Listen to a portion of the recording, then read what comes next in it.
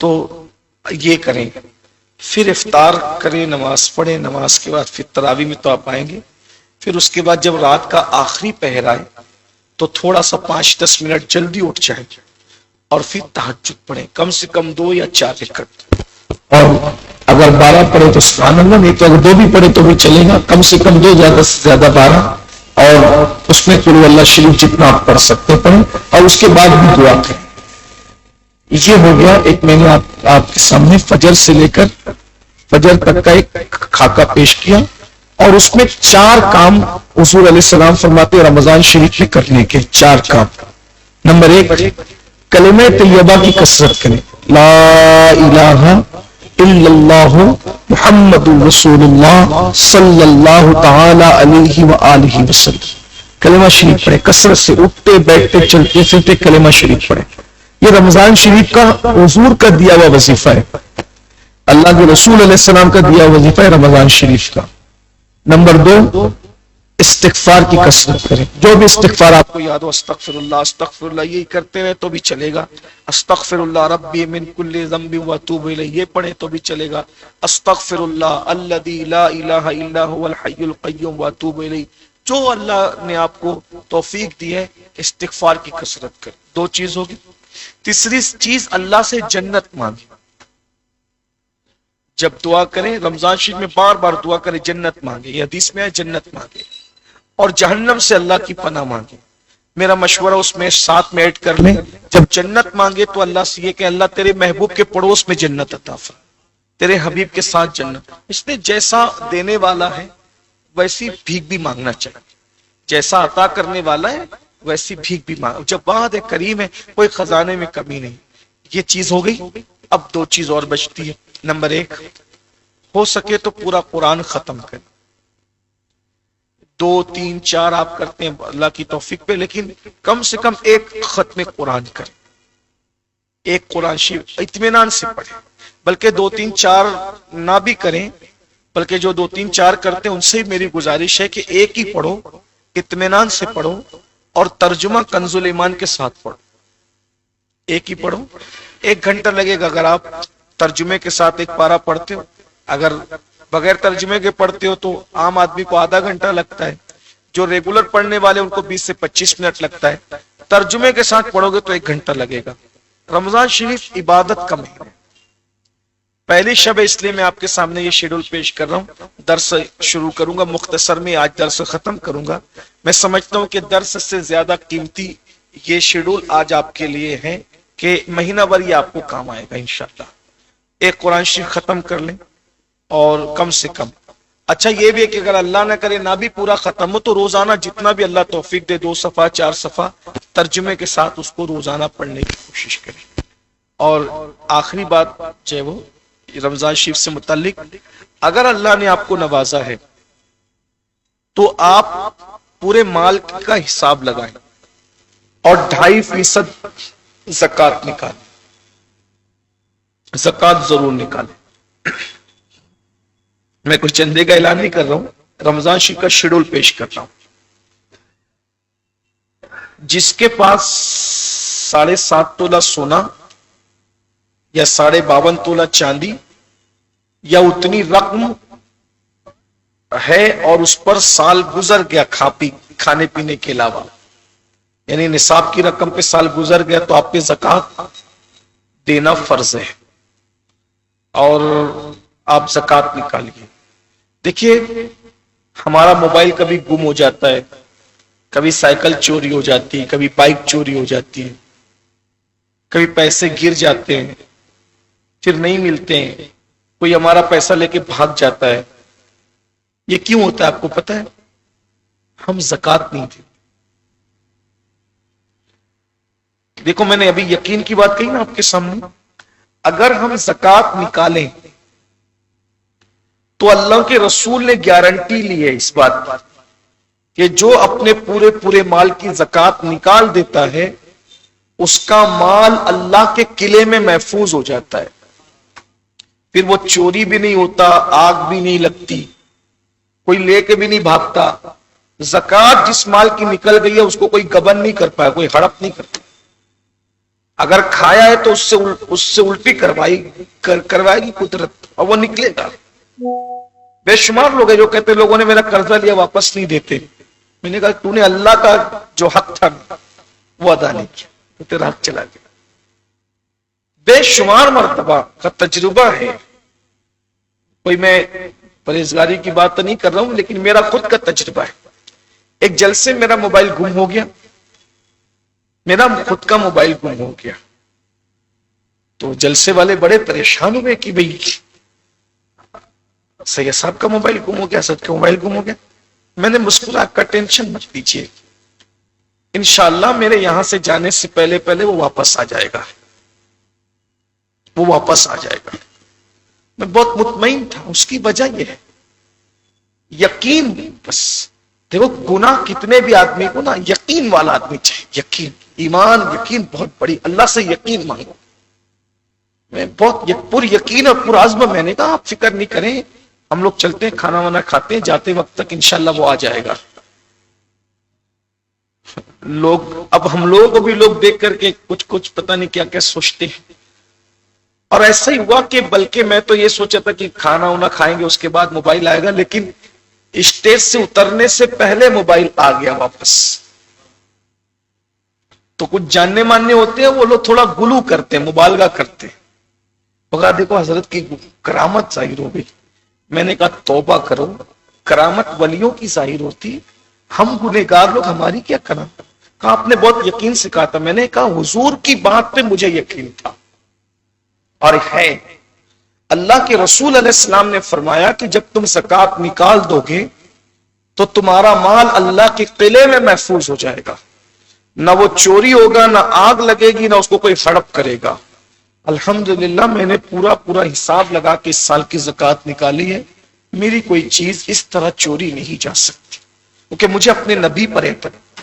یہ کرامت نہیں ہے, یہ نبی پر اعتماد ہے. الحمدللہ اللہ کا شکر ہے. میں آپ سے بھی کہتا ہوں غریبوں کا حق 2.5% نکال, اس میں چندی چور پنا مت کرو, بخیلی مت کرو.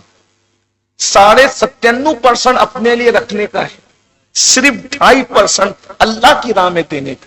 وہ بھی نہیں ہم سے ہوتا ہے ایسے جتنا من میں نکال دیا, یہ نہیں. پورا حساب, ایک پائی کا حساب لگا. جو زیورات ہے گھر میں اس کا, مال جو ہے اس کا, جو کاروبار کے لیے مال لیا ہے اس کا, سب کا حساب لگا. نہیں سمجھ میں آتا کسی اچھے عالم دین کے پاس جو شرعی مسئلہ جانتا ہو, کوئی داعی دین, عالم دین, کوئی مبلغ اسلام, اس کے پاس بیٹھو, مسائل زکات کے 10-15 منٹ میں بتا دے گا وہ آپ کو. پوری زکات نکالو.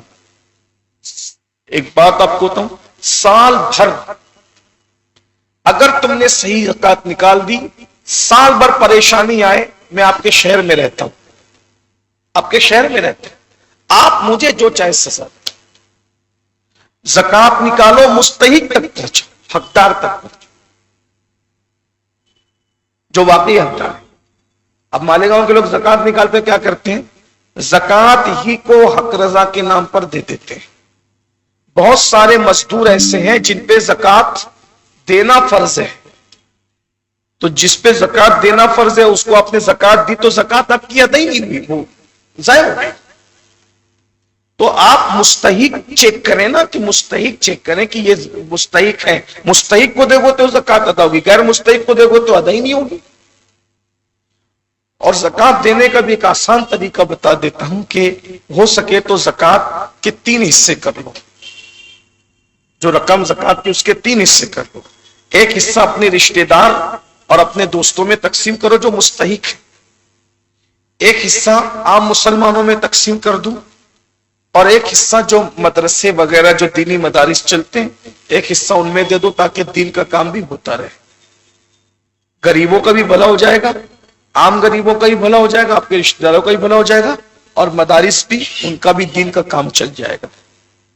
اس کا خیال کریں. زکات دینے کا فائدہ یہ ہے, سال بھر آپ نے اللہ کا حق ادا کر دیا, اللہ سال بھر آپ کو نوازے گا, عطا کرے گا. اب بہت سارے لوگ ہیں 50,000 کا موبائل ان کے ہاتھ میں, وہ آپ کے یہاں مزدوری کرتا ہے, آپ اس کو زکات دیتے ہیں. راڈو گھڑی پہن رہا ہے, آپ اس کو زکات دیں, زکات ادا ہی نہیں ہوگی. यानी ये समझ लें कि खा पी करके 50 से 60 हजार रुपया जिसके पास है, यानी सिल्लक है, उसको आप ज़कात नहीं दे सकते। ये मैंने एक अंदाजा बताया। 52.5 तोला चांदी आजकल आज के हिसाब से 50 से 60 हजार के दरमियान आ जाती है। अगर इतनी रकम वो खा पी करके बचा लेता है, सिल्लक रखता है, तो आप उसको, वो ज़कात का मुस्तहिक नहीं। यानी निसाब से कम अगर किसी के पास खा पी करके बचता है तो वो जो है ज़कात का मुस्तहिक है। कुरान ने जो जिक्र किया है वो इंशाअल्लाह ताला आगे आएगा तो मैं दर्स में अर्ज करूंगा। यहां सिर्फ मैं एक मोटी मोटी बात कर रहा हूं, कोई यानी कि 50-60 हजार हतमी नहीं है, मैंने एक इशारा दे दिया आपके सामने। यानी 52.5 तोला की जितनी चांदी की जितनी भी रकम आती है, आज क्या भाव चल रहा है, क्या भाव चल रहा है अब्दुल मजीद सर आजकल? 850, 850 अगर तोला, 52.5 तोला कितनी की आएगी? बस 850 तो 50,000 की, 50-55 हजार के अंदर हो जाएगी। तो ये आपको देखना पड़ेगा। अच्छा, अगर आप गरीब रिश्तेदार हैं उनको ज़कात दे रहे हैं तो ये कहने की जरूरत नहीं कि ये ज़कात है। आपने दिल में नियत कर ली और जबान से आपने ये भी कह दिया कि ये तेरी ईदी है तो भी ज़कात अदा हो जाए, ये तेरी तिवारी है तो भी ज़कात अदा हो जाए, त्योहार के मौके पे तुझे तिवारी दी जा रही अदा हो जाएगी। दिल में देते वक्त नियत करना आपके लिए लाजमी। ये मैंने चंद बातें अर्ज कर दी। इस तरह रमजान शरीफ गुजारिए। एक रमजान शरीफ भी अगर हमें मकबूल मिल गया, इंशाअल्लाह दुनिया में भी बेड़ा पार है और आखिरत में भी बेड़ा पार है। तो ये रमजान शरीफ की पहली शब के एतबार से एक मुख्तसर सा शेड्यूल था जो आपके सामने मैंने पेश फरमाया। और अब दर्स कुरान जो है वो मुख्तसरन सुन ले 5-7 मिनट, इसलिए कि टाइम ख़त्म हो चुका है, लेकिन सुन लें मेरे। इंशाअल्लाह मैं कल से आपके सामने मज़ीद जो है वो बातें रखने की सआदत हासिल करूँगा। आज कुरान मुक़द्दस में मैं जब इमाम साहब आखिरी में पहुँचे, आधे पारे दूसरे पारे के निस्फ पर, मैं हैरत में डूब गया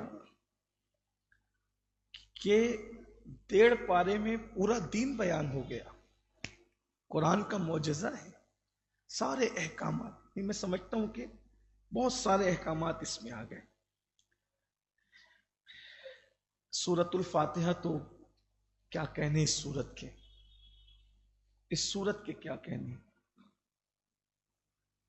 जितनी आसमानी किताबों के मज़ामीन थे अल्लाह ने सब कुरान में बयान कर दी, और कुरान के सारे मज़ामीन अल्लाह ने सूरह फातिहा में बयान कर दी। सूरतुल शिफा, सूरतुल दुआ, सबा मसानी। डॉक्टर जिस बीमार को लाइलाज करार दे कि इसका कोई इलाज नहीं है, सूरह फातिहा उसका इलाज है। बहुत बरकत पर। लेकिन फिर कह रहा हूं यकीन, बेशुमार कैंसर के मरीज मायूस होकर मेरे पास आए, चूंकि हम दुआ तावीज वाले लोग नहीं है कि, तो मगर लोग आते हैं मोहब्बत में, होगा कि तीसरे दर्जे पे और दूसरे दर्जे पे, ये हुजूर की बात पे यकीन है। सूरह फातिहा 41 बार रोज सूरह फातिहा मरीज खुद पढ़े, अपने आप पे दम कर ले, या कोई उस पर पढ़ के दम कर ले। थोड़ा बुजुर्गान चिश्त का तरीका ये है उसके पढ़ने का, बिस्मिल्लाहिर्रहमानिर्रहीम अल्हम्दुलिल्लाहि रब्बिल आलमीन, यानी अलहम की लाम में बिस्मिल्लाह की मीम मिलाकर पढ़ेंगे, और अर्रहमानिर्रहीम अर्रहमानिर्रहीम अर्रहमानिर्रहीम की तकरार करेंगे। और वलद्दालीन पर जब पहुंचेंगे तो 3 बार आमीन आमीन आमीन पढ़ेंगे। ऐसे आप 41 बार पढ़िए, दम कीजिए मरीज पे रोजाना, फिर देखिए इंशाअल्लाह। लेकिन यकीन शर्त, हुजूर की बात पे यकीन, अल्लाह के रसूल की बात पे यकीन शर्त है। इसी तरह आपकी कोई हाजत पूरी नहीं होती हो, कोई काम अटक गया हो, तो इसका बुजुर्गान चिश्त का तरीका यह है कि फजर की सुन्नत और फर्ज के बीच में इसी तरह से जो मैंने बताया 41 बार इसको पढ़िए, दुआ कीजिए। इंशाअल्लाह 40 दिन ना गुजरेंगे आपकी हाजत पूरी होगी इंशाअल्लाह। अगर फजर में नहीं कर सकते तो फिर 24 घंटे में कभी भी करें, लेकिन इसका असल टाइम क़ज़ाए हाजात के लिए قضائے حاجت کے لیے، یعنی حاجت پوری ہونے کے لیے فجر کا وقت بڑا مضبوط وقت، انشاءاللہ کر کے دیکھیں پھر کہیے انشاءاللہ آپ دعا دیں گے اللہ نے چاہا تو۔ یہ وہ بزرگوں کے راز ہیں، بزرگان دین کے جو سینہ بسینہ ہمارے بزرگوں نے کہے، پھر کچھ بزرگوں نے لکھ بھی دیا ہے۔ سورہ فاتحہ کی بڑی برکت ہے۔ پھر اس کے بعد سورۃ البقرہ، اس لیے کہ 5 منٹ میں درس ختم کرنا ہے، تب میں سورہ فاتحہ کیا بیان کروں آپ کے سامنے۔ سورۃ البقرہ ہے، اس سورے کو سورہ بقرہ اس لیے کہتے ہیں، بقرہ عربی میں گائے کو کہتے ہیں۔ سورۃ البقرہ اصل میں ایک واقعہ ہے جو اس میں بیان کیا گیا ہے، اسی بنیاد پر اس سورت کا نام سورۃ البقرہ پڑا ہے۔ واقعہ یہ تھا کہ بنی اسرائیل میں حضرت موسیٰ علیہ السلام کے زمانے میں ایک شخص نے، ایک جوان نے اپنے کزن کو اس نے قتل کر دیا۔ حصے بکرے کا معاملہ تھا، ایسا ہوتا ہے نا کہ وہ حصے کے معاملے کو کہ بھائی جب تک آدمی مرے گا نہیں تو حصہ ہوگا نہیں،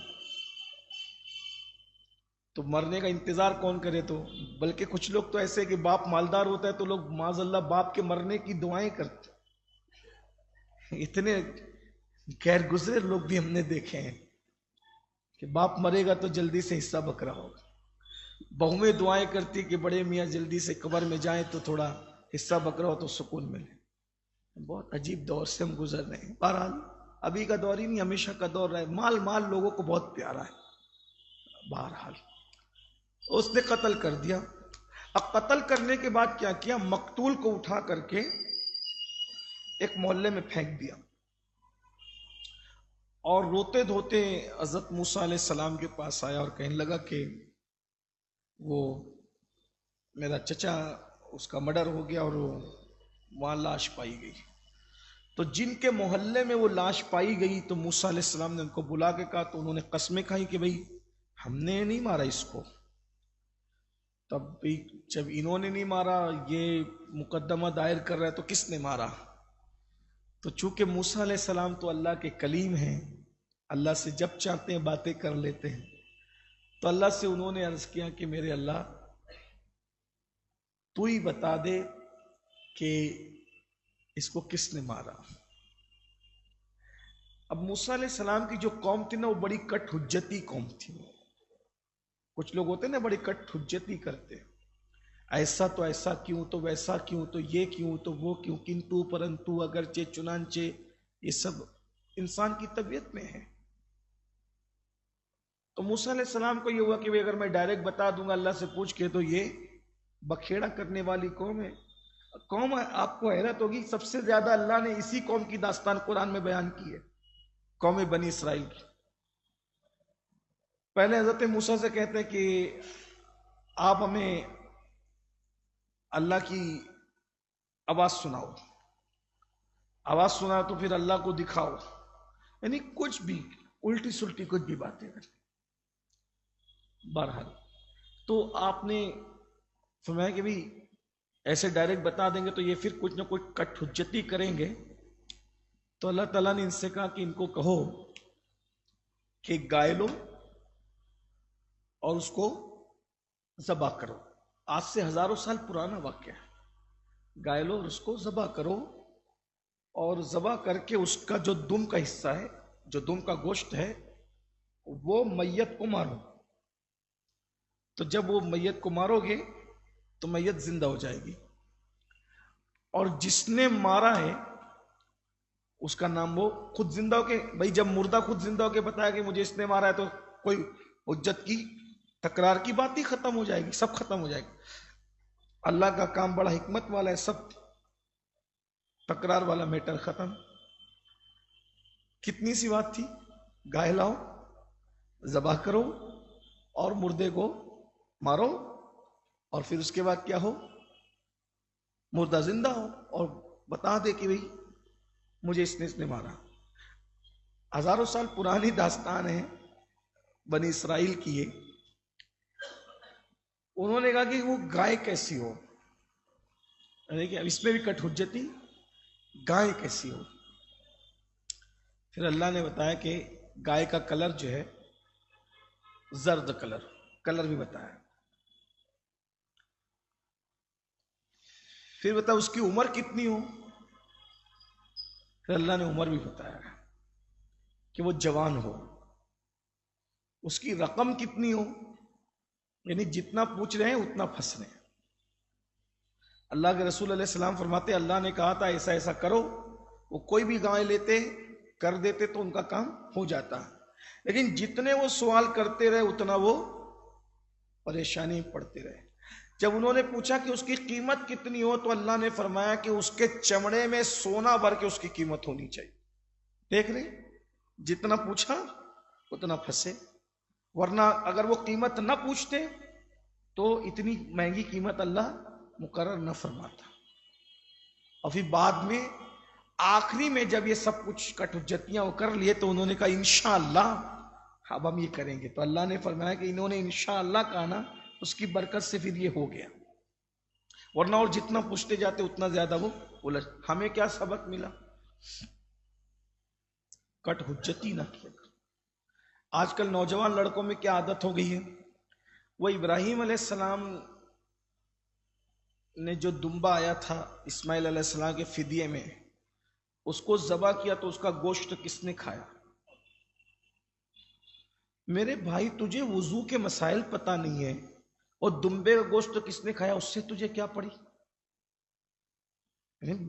کچھ بھی الٹی سلٹی بات ہے. دین سیکھو، دین سیکھو، دین پر عمل کرو، کٹ حجتیاں نہ کرو.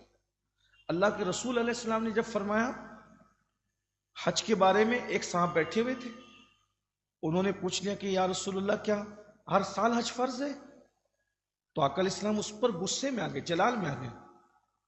فرمایا کیا تو ہر سال حج کر سکتا ہے؟ کر سکتا ہے تو ہر سال حج؟ نہیں کر سکتا. جب نہیں کر سکتا تو پوچھ کیوں رہے؟ اگر میں کہہ دیتا کہ ہاں ہر سال حج فرض ہے تو تجھ پہ ہر سال حج فرض ہو جاتا اور تو کر نہیں پاتا. تو جو کر نہیں سکتے اس میں پوچھتے کیوں؟ تو جتنا دین بتا رہا ہے اتنا کرو. زبردستی جو ہے جس کو کہتے ہیں مالیگاؤں کی زبان میں کہ پھٹے میں پیر ڈالو گے نقصان میں پڑو گے. خود اللہ کے رسول صلی اللہ علیہ وآلہ وسلم نے ہمیں اس سے منع فرمایا. ایک سفر میں تھے اللہ کے رسول علیہ الصلوۃ والسلام، اللہ کے رسول ایک سفر میں ہیں، حضور علیہ السلام سفر میں تشریف لے جا رہے ہیں. ایک جگہ تالاب ہے، اس میں وضو کرنے کی بات تھی.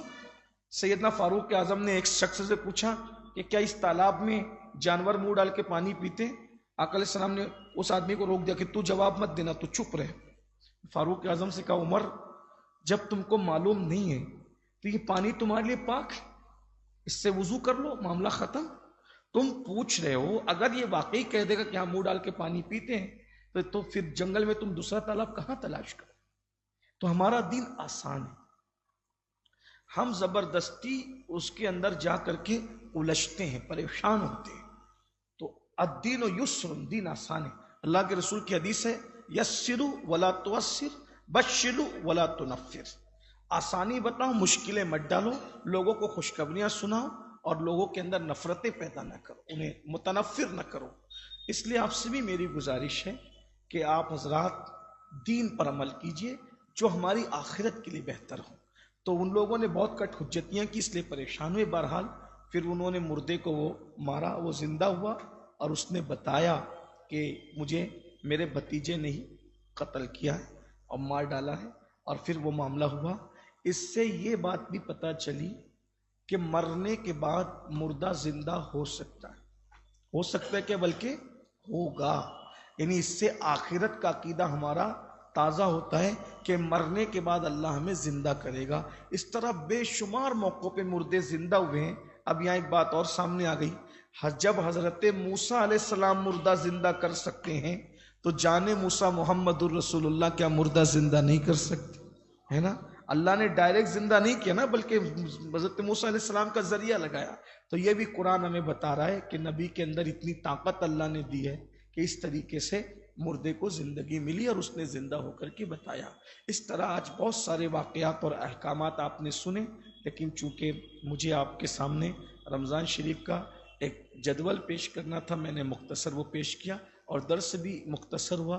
انشاءاللہ کل سے باضابطہ درس قرآن آپ کے سامنے پیش کیا جائے گا۔ اللہ تعالیٰ توفیق بخشے، قبول فرمائے، اور اللہ قرآن مقدس کے فیوز و برکات سے مالا مال فرمائے۔ رمضان شریف کا ایک ایک لمحہ اللہ کی عبادت میں گزارنے کی توفیق عطا فرمائے۔